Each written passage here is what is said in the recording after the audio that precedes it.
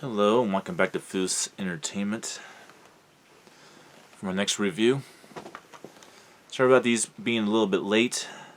Very busy weekend and I was extremely tired last night. Alright, well, the first one we're going to talk about is the second installment in order of event, of course, for the Alien franchise segment of my event with 2017's Alien Covenant. This one's also in 4K.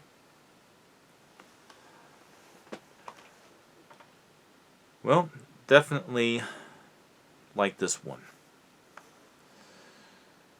Alright, well, let's read the back of the synopsis, see what they have. Ridley Scott returns to the universe he created with the next alien adventure. The crew of the colony ship Covenant uncovers a deadly threat and must attempt an escape. Alright, it doesn't really say much. But without really going into plots, I will go ahead and talk about how it relates to the previous one. Alien Covenant picks up a few years, I say about 6 years to a decade after the events of Prometheus. And basically,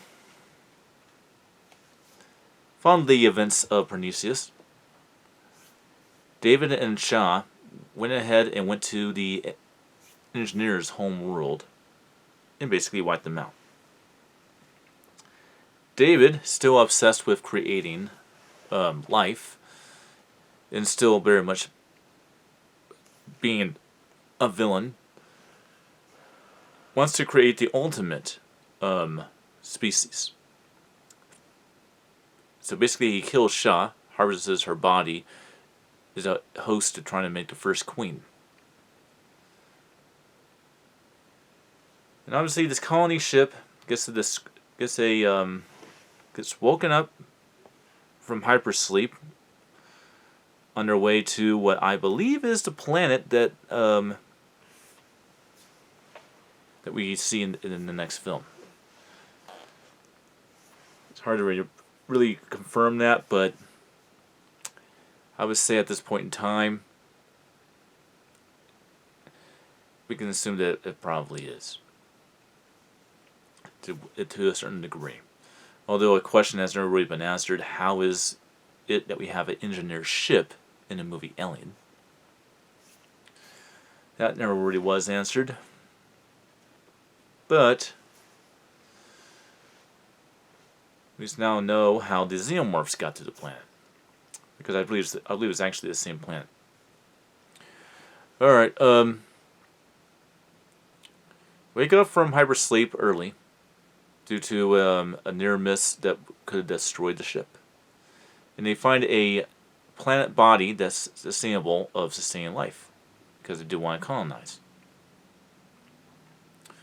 They discover a planet full of creatures and the remains of, obviously, the engineers. Where to come across David, who's been there by himself. And although he is an android, which makes no freaking sense, an android does not grow hair, but apparently he grew long hair. Yes, I'm not making fun of the movie, but at the same rate, though, this is one of my favorite Alien films. And of course, in this film, there are two androids played by Michael Fassbender. There's David, our villain from the previous film, and Walter. And both are basically the same model. And at the end of the film, basically facing the xenomorphs and all that stuff, we think everything is all good, and we think that Walter vanquished David, just to find out right as our main character is being put into cryosleep that is David, and basically he's like,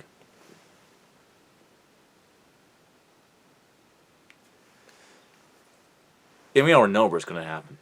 We already know exactly what's going to happen. He's going to infect the two remaining members of the crew, determine the host for xenomorphs. He's going to completely contaminate all of the colonists, and you know, and that then all of this kind of makes the first Alien movie make a little bit more sense about how there were so many eggs, how there were you was a queen and all that. It's kind of in a lot of ways a lot to imagination a little bit still, but it kind of plays into 1979's Alien quite well. Kind of ties in. Now let's talk about the quality. Well, this is not as insane in quality as Prometheus. Prometheus, I think what Prometheus did is they just had this perfect thing of 4K with HDR10 that it just kind of blew my mind because I never seen a film look that good. And it's probably because that was a complete remastering of that movie. When it comes to Alien Covenant, this film was actually designed to be shown in 4K. So it's not as much of a leap. But as for the quality, it's pretty damn good for a 4K title. Is it as good as Prometheus? No, because this was originally intended to be a 4K title. But you take something that's not intended to be a 4K title and you turn it into a 4K presentation. It tends to be superior more than often than it doesn't. The audio. This is the only one out of the Alien films currently that actually has a Dolby Atmos sound presentation. But yes, the sound presentation for Alien Covenant is Dolby Atmos, and it's a very good Dolby Atmos sound presentation. It's not generic, but it's not really, spectacular, but it's definitely a good sound presentation. There's a lot of use of overhead effects and such. Now, is it Dolby Atmos in terms of audio extravaganza like an Expendables movie, like Expendables 2? Or,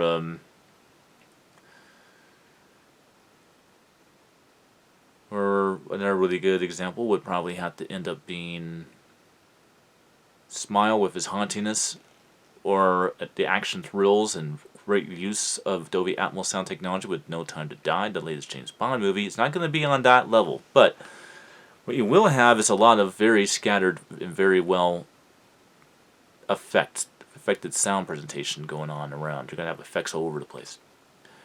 But it's not going to be, as directional as you would want Atmos track to be. But you will have those atmosphere effects. They're just going to be more subtle. They're not going to be like, oh yeah, there's stuff above your head. Can you hear that type of stuff? Or we're going to make things fly around the ceiling and in the walls of the room. It's not going to be quite like that, but you will have some atmosphere effects. You will have a lot of good surround presentation going on with the sound presentation. So it's not generic.